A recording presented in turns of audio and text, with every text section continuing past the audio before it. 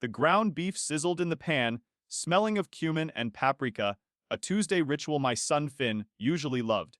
He sat at the kitchen table, listlessly clicking two Lego bricks together, his face paler than usual. I stirred the meat, assuming he was just tired from school. Then he spoke, shattering our peace. "Dad, can I have the blue gum Uncle Theo gives me?" I froze. "Uncle Theo gives you that?" He nodded. "Yes." It makes the room spin. I checked his backpack, and what I found made my blood run cold. My hands shook as I pulled the amber bottle from his Spider-Man bag. The label had been aggressively scratched off, leaving only sticky white residue and deep gouges in the plastic. Inside rattled a dozen diamond-shaped blue pills, sinister in their anonymity. These weren't vitamins. My stomach dropped through the floor as I realized my brother hadn't given him candy. He had given him a controlled substance. I looked at Finn, whose eyelids were drooping heavily, and the terrifying reality of his lethargy finally clicked into place. I knelt beside his chair, forcing my voice to stay calm despite the panic clawing at my throat. "Finn, look at me. How many did you eat?" He blinked slowly, his pupils blown so wide they swallowed the blue irises. "Two," he slurred. "One after lunch, one after soccer. Grandma said Theo knows best." The world tilted. My parents were watching him get high on experimental pharmaceuticals and calling it healthcare. I grabbed his arm, pulling him up. "Shoes. Now." The drive to Phoenix Children's Hospital was a blur of ignored red lights and terrifying silence. I kept glancing at the rearview mirror, praying for movement. Finn stared out the window, muttering about streetlights melting into snakes. "Stay with me, buddy," I shouted, gripping the steering wheel until my knuckles turned white. The city blurred past us, indifferent to the fact that my son was fading. Every second felt like an hour, and every stopped car felt like a deliberate obstacle designed to keep us from safety. I abandoned the sedan in the ambulance bay, scooping Finn into my arms. He felt impossibly light, a dead weight against my chest that made me want to scream. We burst through the automatic doors into the sterile, freezing air of the emergency room. "Help us!" I yelled. My son took unknown pills. The triage nurse looked up, bored until she saw Finn's dilated eyes. Suddenly, the boredom vanished. She slammed a red button, and the quiet waiting room erupted into organized chaos. A swarm of scrubs descended, pulling Finn onto a gurney and wheeling him behind double doors. I tried to follow, but a security guard blocked my path with a heavy arm. "Let them work, sir," he said, though his voice sounded underwater. Through the glass, I saw them cutting Finn's shirt open, hooking leads to his small chest. I clutched the scratched bottle in my pocket, the plastic digging into my palm. This wasn't an accident. Theo hadn't made a mistake. He had poisoned my son on purpose. A doctor with gray temples and urgent eyes pushed through the double doors, demanding the bottle immediately. I handed it over, my hands shaking so violently I nearly dropped the plastic container. "Gastric lavage, stat." He barked at a nurse, not even looking at me. "Get me a toxicity screen and push charcoal." The words meant nothing to me, but the terror in his voice was a physical blow. They were pumping my son's stomach while I stood behind a yellow line, useless and terrified. A nurse guided me firmly to the waiting area, a purgatory of gray chairs and humming vending machines. The air smelled of antiseptic and stale coffee, a scent I would forever associate with this helplessness. I paced the linoleum floor, counting the scuffed tiles to keep from screaming. Every time the automatic doors slid open, my head snapped up, hoping for news, but it was just more panic. I was alone in a crowd of strangers, isolated by the specific horror of what my brother had done. My phone buzzed in my pocket, a digital lifeline to a normal world that no longer existed. I pulled it out, thumb hovering over my family group chat, but a sick instinct drove me to Instagram instead. A new notification sat at the very top of my feed. Theo. I tapped the screen, and the image loaded agonizingly slowly on the hospital Wi-Fi. It was a photo of him leaning against a sleek red sports car, a Ferrari 488, glistening under showroom lights. I read the caption 3 times, unable to comprehend the cruelty of the timing. Dreams don't work unless you do. Hard work pays off when you are willing to take risks others won't. The timestamp read 40 minutes ago. While my son was convulsing in the backseat of my car, my brother was posing with a vehicle worth more than my life. He hadn't just been negligent, he was celebrating. The rage started in my chest, hot and sharp, burning away the fear. I dialed Kevin, my hand gripping the phone like a weapon. He picked up on the second ring, his voice thick with sleep. Dale, it's midnight. I didn't apologize. Theo poisoned Finn. He's in the ER with organ failure. The silence on the other end was heavy, instantly shedding the grogginess. I am looking at a Ferrari he just bought. I need you to find the money. I heard the rustle of sheets and the thud of feet hitting the floor. I am on my way. Kevin arrived 20 minutes later, carrying a battered laptop bag slung over his shoulder. He was a bear of a man, unshaven and wearing a wrinkled shirt, but his eyes were sharp. He didn't ask if I was okay, he knew I wasn't. He sat in the corner chair, flipped open his screen, and began typing with furious speed. The rhythmic clicking of his keyboard was the first sound of our counter-attack. We weren't just waiting anymore. We were hunting. Dr. Lopez emerged from the double doors, still holding the amber bottle in a gloved hand. He looked exhausted, stripping off his latex gloves with a sharp snap. Mr. Gilmore, he said, his voice low. We stabilized him, but we have a major problem. He held up the pills. These aren't just unlabeled supplements. This is TCP4. It's an experimental stimulant banned by the FDA 6 years ago for causing strokes. He looked at me with severe intensity. This isn't an accident. It's a crime scene. My phone vibrated against my leg, a jarring buzz in the sterile quiet of the hallway. The screen lit up with, "Mom," and for a split second, I felt a surge of relief. Surely she had called to check on her grandson. I slid the icon across, bringing the phone to my ear. Instead of concern, I heard clinking glasses and the murmur of a crowded room. Dale, she sighed, her voice sharp with irritation. Where are you? Theo is about to make his toast. Finn is in the ICU. I said, my voice cracking under the weight of the words. Theo gave him banned stimulants. The doctor said they're illegal. A pause followed, then a dismissive scoff. Oh, stop being so dramatic. Theo bought those from a very exclusive clinic. They're high-quality memory supplements. The callousness took my breath away. He is having his stomach pumped, Mom. He could have died. She didn't miss a beat. You've always been jealous of your brother's success. Don't ruin his night. I stood frozen, the phone trembling in my hand, unable to process the absolute cruelty of her defense. Kevin didn't hesitate. He reached over, snatched the device from my grip, and ended the call with a savage tap. Don't listen to her, he growled, tossing the phone back onto the plastic chair. They aren't family right now. They're accomplices. He turned his attention back to his screen, his fingers flying across the keys. Focus on the facts. Facts don't lie. People do. Before I could respond, the phone pinged again. A single, cheerful chime that echoed in the empty waiting area. It wasn't a text, it was a priority alert from my banking app. I stared at the notification, the numbers swimming before my tired eyes. Withdrawal exceeding limit, it read. I unlocked the app, my heart hammering against my ribs. The balance on Finn's college savings account, money I had scraped together for 7 years, now read zero. $12,000. I whispered, showing the screen to Kevin. It's all gone. Transferred an hour ago. Kevin narrowed his eyes, pivoting the laptop toward me. Give me the account number. I recited the digits, watching as he ran a trace through his forensic software. Lines of code cascaded down the screen, peeling back the digital layers of the transaction. It didn't go to a medical bill or a creditor, Kevin muttered. It went to a shell entity called Apex Ventures Group. Who is Apex Ventures? I asked. Though a cold pit was already forming in my stomach, Kevin pulled up a business registry, his face hardening into a mask of disgust.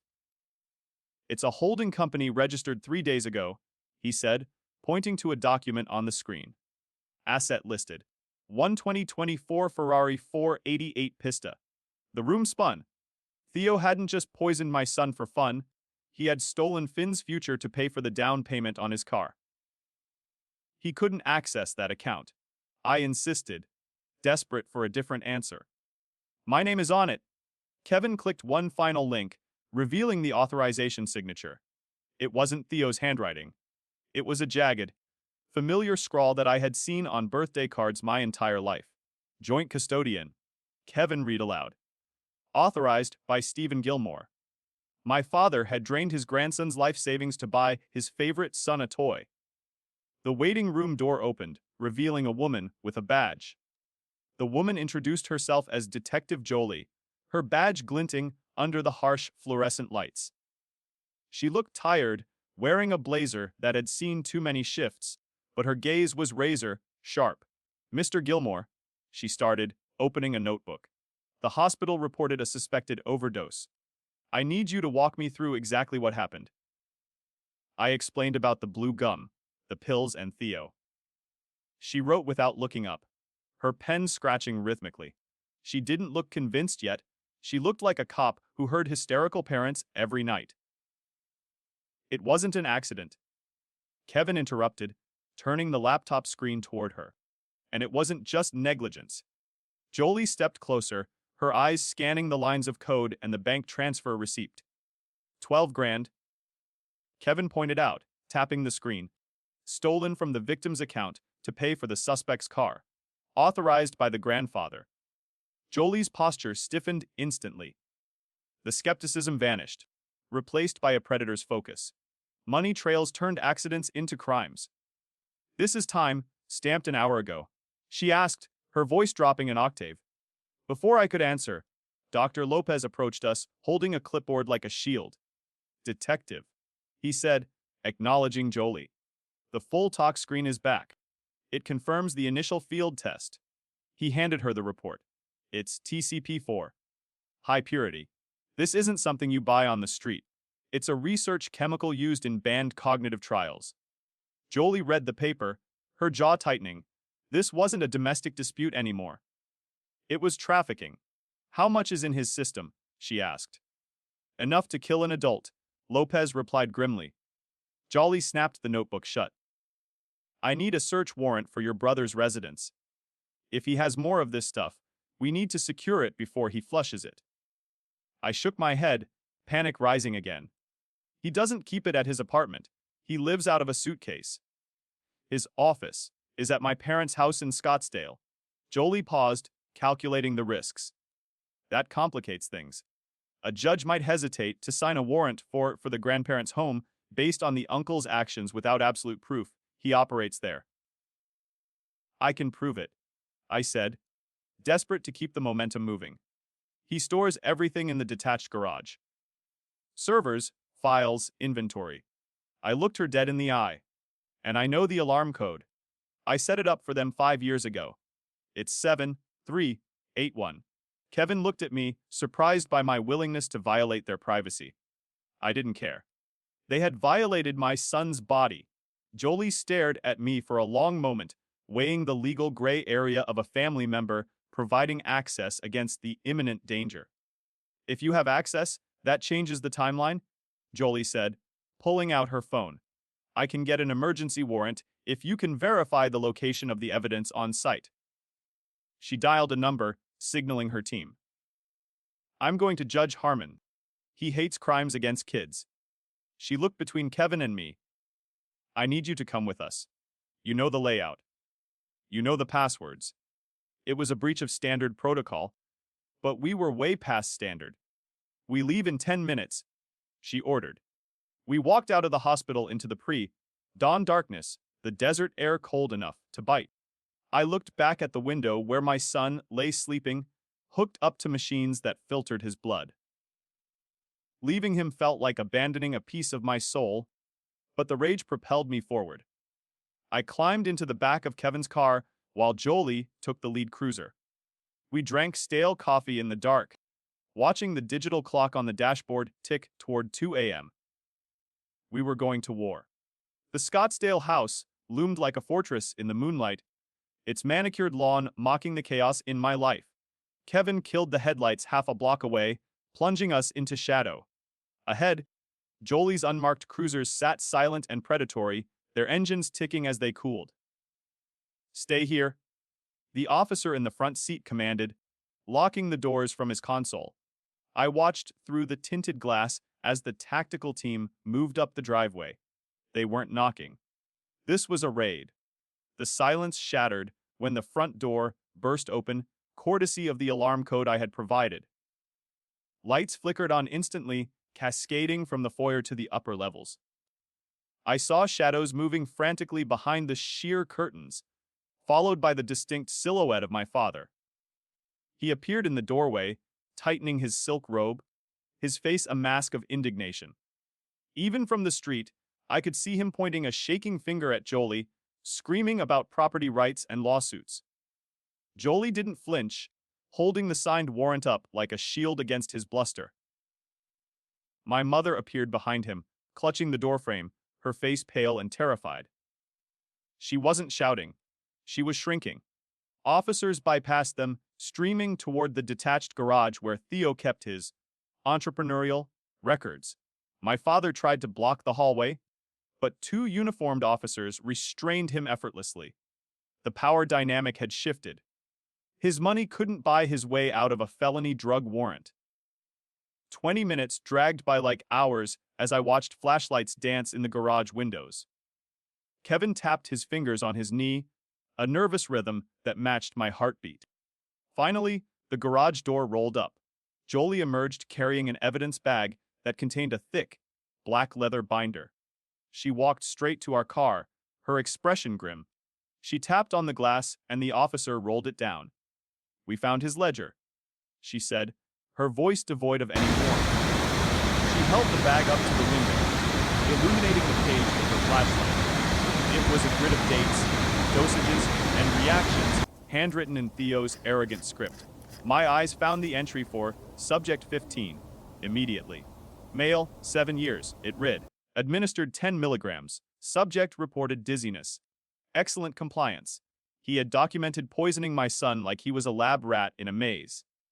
A low, guttural sound escaped my throat, a mix of sob and growl. "We also checked your mother's phone," Jolie added, turning back toward the house. Texts confirming she reminded Theo to bring the vitamins to soccer practice. As she spoke, 2 officers marched my parents out the front door. The silk robes looked pathetic now, contrasting sharply with the steel handcuffs locking their wrists behind their backs. My father was still arguing, but my mother just wept, looking small and defeated. They were shoved into the back of a separate patrol car. "Where is he?" I asked, scanning the driveway for the red Ferrari. It wasn't there. Jolie followed my gaze and shook her head, her jaw set tight. "Not here. His calendar says he's staying at the resort tonight to prep for the launch." She leaned into the window, her eyes burning with a cold, professional fury. "We have the parents," Jolie said. "But I want your brother to feel it when the handcuffs click." The Desert Ridge Country Club smelled of expensive perfume and unearned confidence. We walked past the valet stand, where sleek luxury sedans were lined up like soldiers guarding the gates of Olympus. Inside, the ballroom was a sea of black ties and shimmering gowns, centered around a raised platform. There, bathed in spotlights, sat the red Ferrari 488. Aggressive and beautiful. It was a trophy bought with my son's health, a shiny metal idol demanding blood sacrifice. I adjusted my jacket, checking for the guest pass Jolie had provided. Theo stood next to the car, radiating the golden energy that had charmed our parents since birth. He wore a tuxedo that cost more than my first car, his hair perfectly coiffed, a glass of champagne resting casually in his hand. He laughed at something a potential investor said, tilting his head back with practiced ease. He looked untouchable, the protagonist of his own delusion, unaware that the genre of his life story was about to switch from a biography to a crime thriller. Kevin nudged me, his eyes hard. The lights dimmed, drawing all attention to the stage as Theo stepped up to the microphone. The room fell into a respectful silence, the kind money commands effortlessly. "Thank you all for coming," Theo's voice boomed, amplified. "Tonight isn't just about a car. It's about vision. It's about the refusal to accept mediocrity." He paused for effect, scanning the room. "People told me to play it safe. My own family told me to be content with less. But I knew that greatness requires taking the risks others won't." I felt the anger coiling in my gut, like a physical weight. He was framing his theft and poisoning as heroic entrepreneurship. "We have to make sacrifices to build the future," he continued, gesturing grandly toward the machine behind him. "We have to be willing to push boundaries, to test limits, to ignore the small rules that hold ordinary people back." Just then, the double doors at the back of the room swung open with a heavy thud. Detective Jolie didn't sneak in, she marched. The tactical team fanned out with military precision, their badges flashing under the house lights. The sudden intrusion rippled through the crowd, turning polite attention to confusion. Jolie walked straight down the center aisle, her heels clicking a sharp, violent rhythm on the marble floor. Theo squinted against the spotlight, his smile faltering for the first time. "Is this a surprise?"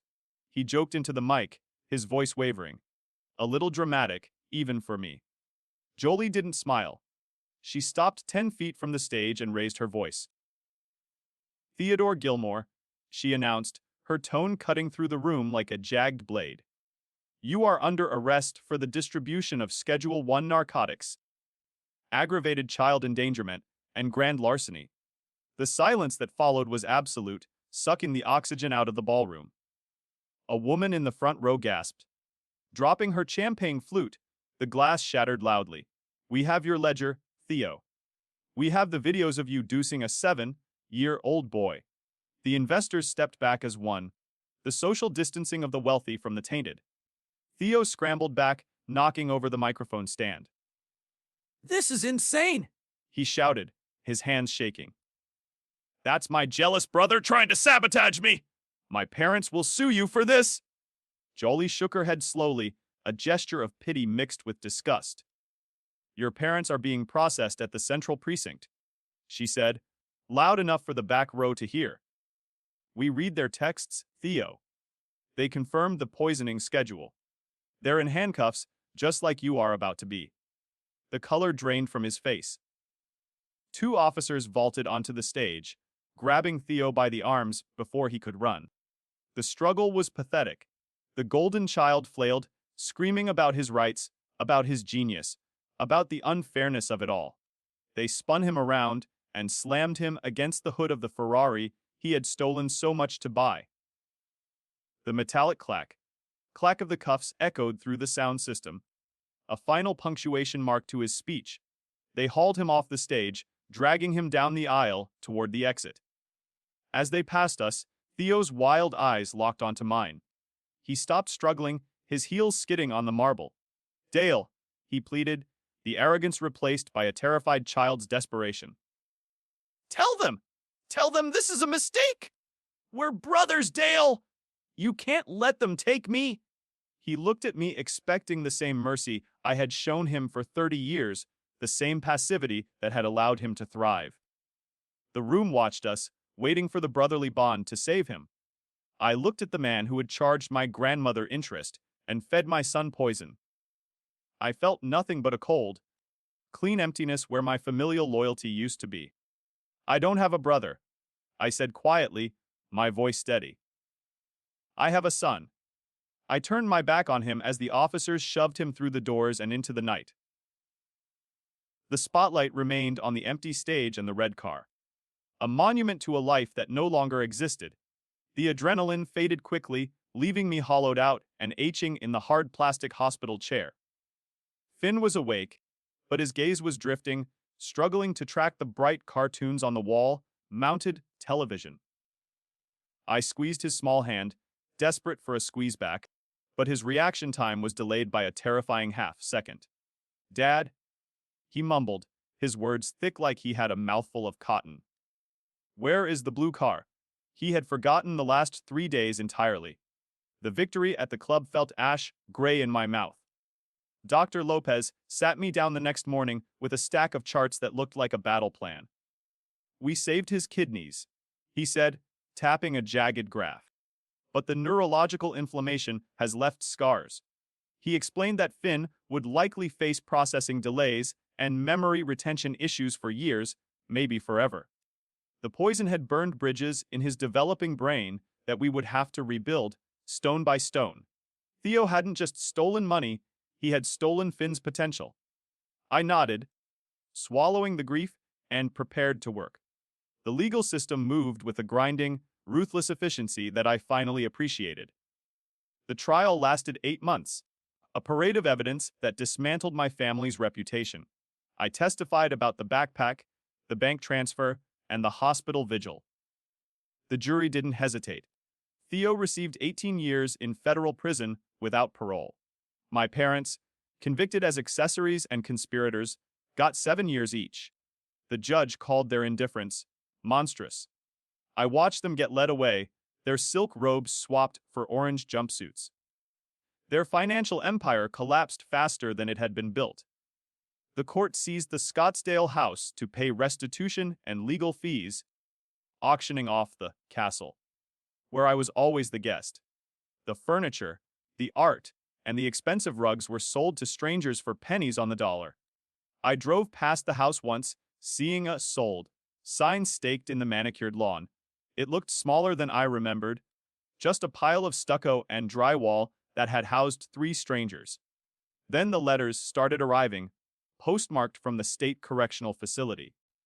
My mother wrote first, pages of cursive covered in tear stains, swinging wildly between begging for forgiveness and blaming me for her misery. She claimed Dad wasn't doing well, that the prison food was killing him, that they were old and scared. She wanted pictures of Finn. She wanted me to deposit money into her commissary account. She wanted to pretend that she hadn't watched her grandson slowly die for a car. I stood by the apartment mailboxes, holding a thick envelope addressed in my father's shaky hand. This one felt heavy, likely filled with legal threats or demands for loyalty. I didn't even feel the urge to open it to check. I walked to the recycling bin and dropped it in, followed by my mother's letter. I contacted the prison administration the next day and removed myself from their approved contact list. I severed the artery. They were dead to me, ghosts in cages.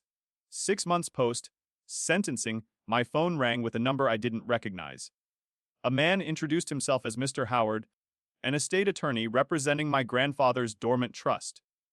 "Mr. Gilmore," he said, his voice dry and professional. "Your grandfather William established a trust to vest when his grandchildren turned 35. I frowned, confused. "I am 34. Theo turned 35 last week. I assumed this was a notification that Theo had inherited another fortune to waste on appeals. I prepared to hang up. "That is correct regarding the age." Mr. Howard continued, shuffling papers on his end. "However, William included a specific morality clause in the trust agreement." He paused, letting the legal weight settle. "Any beneficiary convicted of a felony involving moral turpitude is immediately disqualified from inheritance." Theo's 18-year sentence for child endangerment and fraud fit the bill perfectly. The golden child had finally tarnished himself enough to be rejected by the only patriarch who mattered. As the sole remaining beneficiary, the lawyer said, "The entirety of the trust reverts to you, effective immediately." I asked how much was in the account, expecting a few $1,000s. After taxes and market growth, the total is $612,000. I dropped the phone. The silence in the apartment was deafening. Theo had poisoned my son for 12 grand, and in doing so, he had forfeited over $500,000. The irony was so sharp it almost drew blood. The money hit my account 3 days later, a string of zeros that looked like freedom. I didn't buy a sports car. I paid off the medical debt instantly. I set up a special needs trust for Finn's therapy and tutoring. Then, I hired movers. We packed the last box in the apartment, leaving the bad memories in the dust of Phoenix. I looked at the empty living room one last time. We were going to Flagstaff. We were going to breathe. The air in Flagstaff was crisp, smelling of pine needles and damp earth, a sharp contrast to the valley's heat. I sat on a weathered bench, watching Finn navigate the jungle gym with a determination that made my chest ache. He moved slower than the other children, pausing to calculate his footing before committing his weight. It was a lingering ghost of the damage, a permanent reminder of the price he paid. But he was climbing. He was laughing. He was alive. He reached the top of the slide, his face flushed with exertion and pure triumph. "Dad, look," he shouted, waving a hand that trembled slightly. I waved back, forcing my smile to be wide and unburdened by the anxiety that still woke me at night. I see you, buddy! King of the mountain! He pushed off, sliding down with a joyful shriek that echoed off the ponderosa pines. He wasn't the fastest kid anymore, but his resilience was something Theo could never buy. We walked to the ice cream stand, our boots crunching rhythmically on the gravel path. Finn ordered chocolate, his speech just a beat slower than before, searching for the word sprinkles. Before pointing, I paid the teenager, remembering the last time I bought him a treat that turned out to be poison. This time, the cold cup was safe. I handed it to him, watching him take a messy bite. The blue gum was a nightmare. This simple sugar rush was a hard-won miracle. As we walked home under the orange glow of a setting sun, I thought about the spare label my parents had branded me with. They thought I was the backup plan, the dull redundancy to Theo's shining star. They were wrong. I wasn't the spare tire, I was the roll cage. I was the structural steel designed to hold the line when the crash happened. The golden child had shattered into jagged pieces under pressure. But the spare was still here, keeping the cargo safe. My phone buzzed, pulling me from the reverie. It was a text from Kevin with a photo of a hideous sweater he bought for Christmas. "Coming up this weekend," the caption read. "Bringing wings." I smiled, typing a quick confirmation. My blood family was rotting in cells they built with their own greed, locked away by their choices. But my real family was driving 2 hours just to lose at video games with an 8-year-old. I slipped the phone away, finally feeling lighter. Finn grabbed my hand, his fingers sticky with chocolate, grounding me in the present. "Can we build Legos tonight?" he asked, looking up with bright, clear eyes.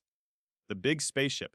I squeezed his hand, grateful for the weight of it, for the warmth, for the future we almost lost. "Yeah, buddy," I promised, guiding him toward our little house with the lights on in the window. "We can build whatever we want." I burned the bridge to light the way for my son.